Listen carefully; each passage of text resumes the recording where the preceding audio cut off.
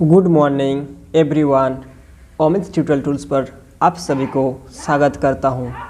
जैसा कि आज का टॉपिक बहुत ही इम्पोर्टेंट है, क्योंकि आज का टॉपिक ये है कैसे आप लोग CITS कोर्स में 90% स्कोर्स कर सके।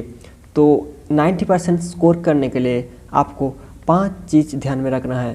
पहली बात, 1 नंबर, आपका अटेंडेंस यानी उपस्थिति 90% होना चाहिए कम से कम। यानी किसी दूसरे का अगर अटेंडेंस 89% होता है, अगर आपका अटेंडेंस उससे 91% या 90% रहता है, तो आपको 89% जिसका है उससे आपको सेशनल मार्क्स में 20 नंबर ज़्यादा मिलेगा। यानी 200 मार्क्स का अगर सेशनल मार्क्स है, आपको मिलेगा 180 के करीब, और दूसरा जिसका 89% है, 90% से कम है, उसको मिलेगा 160 या 155 ऐसे मिलेगा। तो पहले बात आपको ध्यान रखना है, अगर आपको 90% स्कोर करना है CITS में, तो आपका अटेंडेंस कम से कम 90% होना चाहिए।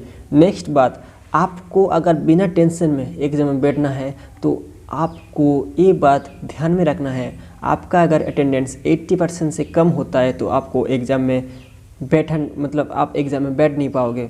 तो आपका अटेंडेंस कम से कम 80% होना चाहिए। ये बात आपको दिमाग में पहले से ही सिक्योर होकर रहना है, क्योंकि जब एग्ज़ाम होगा, जैसे हम लोग का हो गया था, जैसे कोरोना की वजह से 70% अटेंडेंस लिया गया था, और बहुत सारे का ऑफलाइन अटेंडेंस 70% नहीं था, तो बहुत हंगामा हुआ था, फिर जाके ये लोग माने।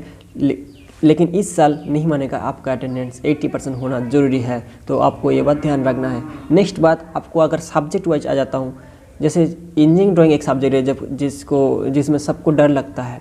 इंजीनियरिंग ड्राइंग में अगर डर आपको हटाना है तो क्या करना है, जैसे मेरा सब्जेक्ट अगर इलेक्ट्रिशियन ट्रेड है, इलेक्ट्रिशियन ट्रेड में 50 मार्क का इंजीनियरिंग ड्राइंग आता है, जिसमें से 35 मार्क का एक आइसोमेट्रिक टू ऑर्थोग्राफिक व्यू आता है, प्रोजेक्शन, थर्ड एंगल प्रोजेक्शन या फर्स्ट एंगल प्रोजेक्शन, और 15 मार्क का सिंबल आता है। अगर आप पहले से ऑर्थोग्राफिक प्रोजेक्शन को अच्छे से ढंग से प्रैक्टिस कर लेते हो और सिंबल पहले से प्रैक्टिस कर लेते हो, तो एग्ज़ाम के टाइम आप बिना टेंशन रहते हो। तो मेरा ये सलाह रहेगा, अगर आप पहले से इंजीनियरिंग ड्राइंग में ऑर्थोग्राफिक प्रोजेक्शन और आइसोमेट्रिक में थोड़ा थोड़ा प्रैक्टिस कर लेते हो और सिंबल प्रैक्टिस कर लेते हो, तो बाद में आपका टेंशन नहीं होगा। आप 50 में कम से कम 45 से अबव स्कोर कर पाओगे। नेक्स्ट आ जाता हूँ मैं सब्जेक्ट में टेट थ्योरी। टेट थ्योरी देखिए, सबका तो इसमें नॉलेज रहता ही है पहले से, लेकिन मैं बोलूँगा क्वेश्चन होता है भारत स्किल से। तो आपको भारत स्किल में जितना भी क्वेश्चन है उसको अच्छे से ढंग से पढ़ लेना है, सॉल्व कर लेना है। तो एक भी क्वेश्चन नहीं छूटेगा। फिर आपको 50 पे 50 यानी 50 क्वेश्चन, हर क्वेश्चन 2 मार्क का होता है, तो 100 मार्क आराम से मिल जाएगा। नेक्स्ट आता हूँ वर्ड्स ऑफ कैलकुलेशन साइंस, जिसमें 25 क्वेश्चन बनता है, 25 दूगुना 50 नंबर का टेस्ट होता है।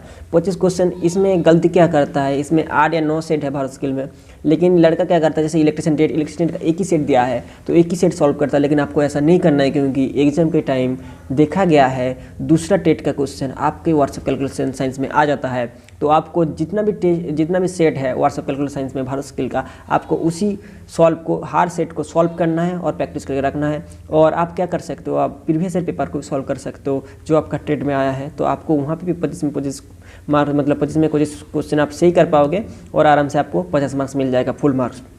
नेक्स्ट आता है POT, प्रिंसिपल टीचिंग जो मेथोडोलॉजी है, उसका भी भारत स्किल में शायद 400 क्वेश्चन है, उसको भी अच्छे से रट लो और थोड़ा थोड़ा भी देख लो। अच्छे सीखने लायक है POT, तो आप उसका जो एक किताब आता है उसको भी देख लो ढंग से, तो हो जाएगा आराम से। और भारत स्किल का क्वेश्चन रट लो आराम से, तो उसमें आपका स्कोर फुल मार्क मिल जाएगा। मैं गारंटी देता हूँ POT में भी, क्योंकि भारत स्किल से क्वेश्चन बन रहा है, जैसे हम लोग देख के आया हूँ पिछले साल। तो नेक्स्ट आता हूँ POT के बाद अभी आता हूँ मैं प्रैक्टिकल जो होता है एग्ज़ाम, उस प्रैक्टिकल एग्ज़ाम के बारे में बोलूँगा।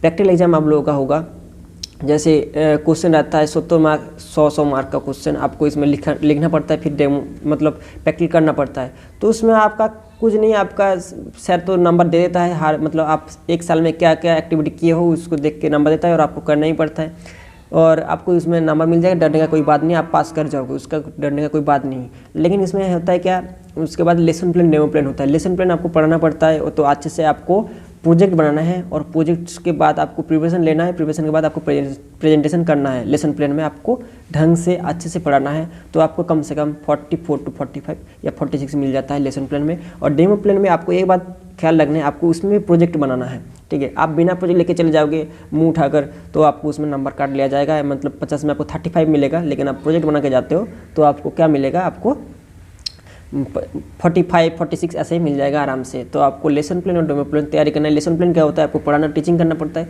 और डेमो प्लान में क्या होता है, आपको वहाँ पे मतलब प्रैक्टिकल ओरिएंटेड, मतलब स्किल ओरिएंटेड, उसमें आपका टेस्ट होता है। तो आपको समझना होता है क्या किए हो, प्रैक्टिकल कैसे होता है, प्रोसीड्यूर क्या है, क्यों किए हो, ऐसे समझना पड़ता है। टीचर को, जो एक्सटर्नल टीचर रहता है, उसको समझाना पड़ता है। तो उसमें डरने का कोई बात नहीं, आराम से हो जाता है। और जो कुछ अगर कर भी नहीं पाते उसको भी सर मतलब उसी देख के एक एवरेज मार्क्स दे देता है, जो भी अच्छा 40 से अब देता है। मतलब हम देखे हैं, जैसे NST हावड़ा में हम देखे हैं।